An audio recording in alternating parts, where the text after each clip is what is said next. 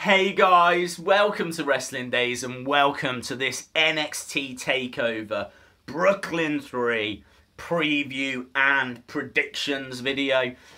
Whew, that is quite the title. And this is going to be quite the show. There's a few matches in here, right, which don't really excite me, I'm not going to lie.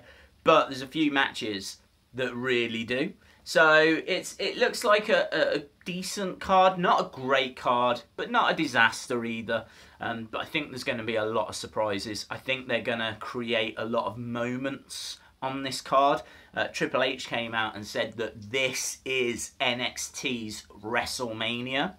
So with that in mind, there's going to be swerves, there's going to be moments, there's going to be surprise appearances. And really that kicks off on the pre-show. On the pre-show you've got Charlie Caruso, you've got Corey Graves, you've got Lita, and you've got Sam Roberts. But they're going to be joined with special guests. And those special guests are going to include Shinsuke Nakamura, Carmella, Sasha Banks. There's rumours of Kevin Owens making an appearance. Neville is supposedly there as well. So yeah, this is I'm quite interested to see what all of them together are gonna do. You know, I'm not saying it's all gonna come to blows or anything, but I just think that that could be a really interesting discussion to hear them talking about their times in NXT. So I'm quite looking forward to the pre-show. I think it's only half an hour long. But that's pretty cool. And then when we get to the actual main show, I am expecting more surprise appearances. I'm expecting to see Mae Young Classic competitors, so I'd expect them there. And as a result, will we see Ronda Rousey? You know, Triple H has had a little word in her ear and said, come down, yeah? Let the crowd, the live crowd, like, go mental. Like, maybe they even bring her out because, like, she's obviously supporting, like, the Mae Young Classic. There's big rumours that she's in training at the moment because she's going to be appearing in WWE very soon. There's no reason why they don't bring her out, like, and have her, like, just create a moment. So I'm really into that. I'm really into that idea. I think there's a good chance you could see Ronda Rousey. A better chance of seeing someone, though, is Adam Cole. Adam Cole, former member of the Bullet Club. Former member of... he was in the Elite. So, yeah, apparently just signed. Which is crazy because I thought he had signed a while ago, but the news and the reports are coming out that he's just signed. So expect to see him in the crowd. They always tend to do it, show a shot of a superstar that's going to debut soon in the crowd. Adam Cole is going to be that person. Former member, as you said, of the Bullet Club. Former, was it 3-time Ring of Honor World Champion? Big name, yeah, on the indie scene. Big name. So expect to see Adam Cole. And then that brings us to the matches. So the first match, Johnny Gargano against Andrade Cien Almas. And Andrade will have Zelina Vega in his corner. Now, for those of you that don't know, Zelina Vega is actually, in real life, Austin Aries' fiancée. And sadly, when she joined, Austin Aries left. I don't think it was connected. But I'm quite interested in what she's bringing to the Andrade character. And I'm quite interested to see what these two can do together going forward. So I'm tempted to give this to Andrade. I think I will. I think I'm going to give this to Andrade. I think there's going to be some cheating involved. I would expect Zelina to get involved somehow. And then I think that's going to open it up to a feud. I think Johnny Gargano will win that feud ultimately. But Tommaso Ciampa's not coming back anytime soon. Tommaso, from what I'm hearing, you know, ripped his ACL, completely destroyed his ACL, and is out until March. So there's no point teasing anything if they can't have a match until next year. Next, we've got one of my favourite wrestlers in the whole of WWE, Aleister Black, going up against Hideo Itami. Now, I feel really bad for Hideo because he never seems to be able to get any momentum going. Whenever he gets a bit of momentum, then he gets like an injury which sidelines him for ages.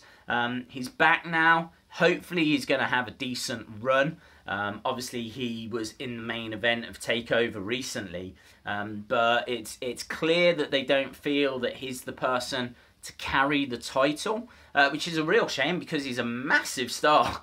So that will make this match very interesting. This has got strong style written all over it. This is going to be striking and kicking, and it's going to be a war. So I'm favouring Aleister Black. I think Aleister Black is a future champion. I think he is a future main eventer. When it comes to Hideo at this stage, I would say Hideo is a solid mid-carder. I could see Hideo having really interesting matches against the likes of The Miz, for example, on the main roster, maybe next year if he gets his call-up. But I see Aleister Black, like, headlining WrestleMania. I really believe in Aleister Black. So I think Aleister Black is going to pick up the victory here. Next up, we've got the Tag Team Championship match, and I'm really not bothered by this.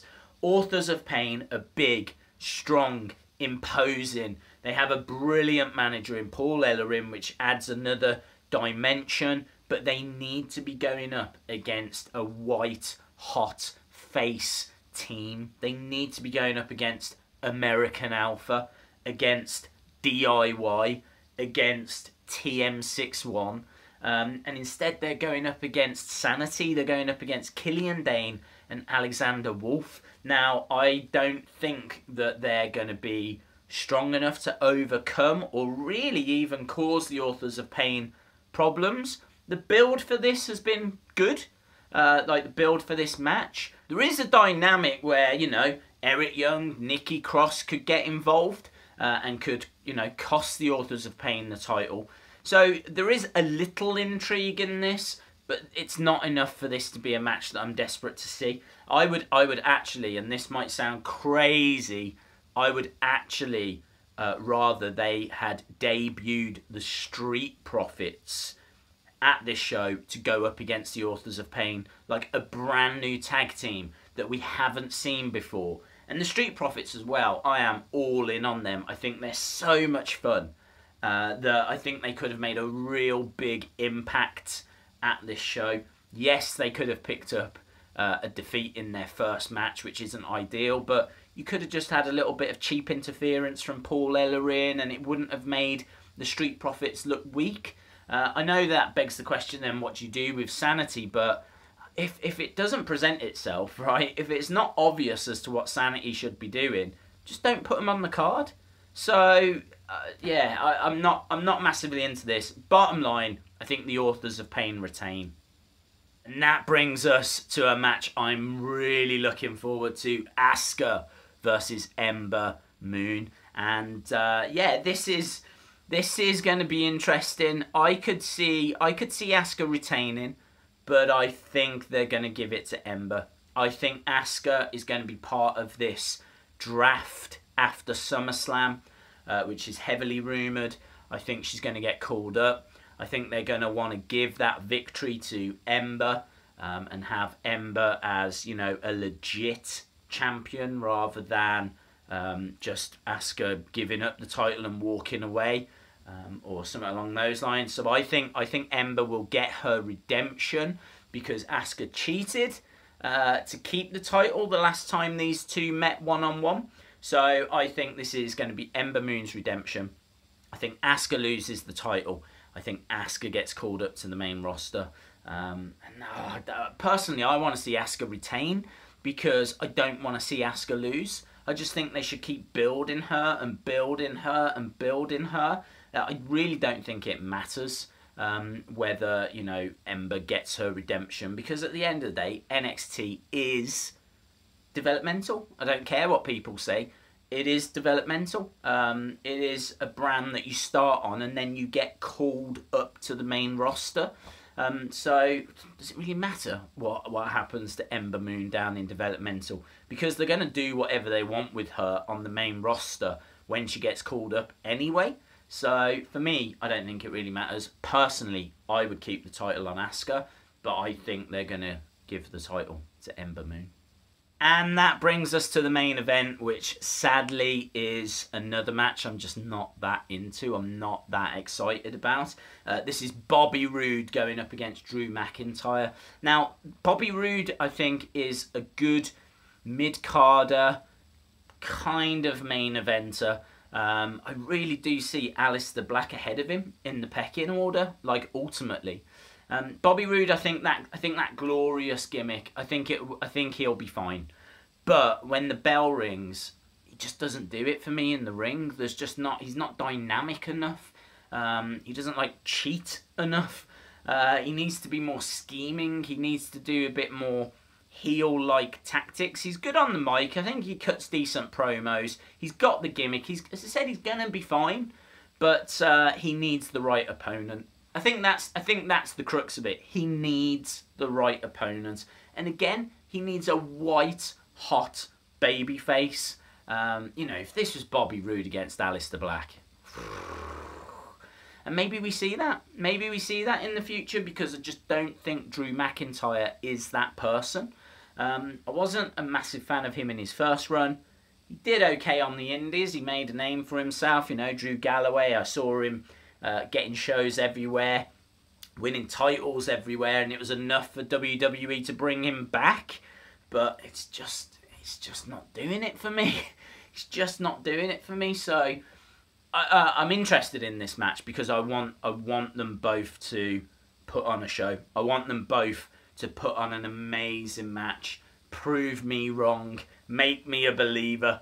I'm not sure they will. I don't see this being a 5-star classic, but we will have to see. And so I'm going to say that Bobby Roode retains. The curveball in this could be that Roderick Strong costs Bobby Roode the title. I think Roderick Strong just really wants to get at Bobby Roode. So he could cost Bobby Roode the title. Brand new champion Drew McIntyre. Which opens up, like, you know, the doors to some interesting feuds going forward. And then, you know, you've got Bobby Roode against Roderick Strong as a decent kind of feud match as well. And I think you've got to get Roderick Strong on this show somewhere.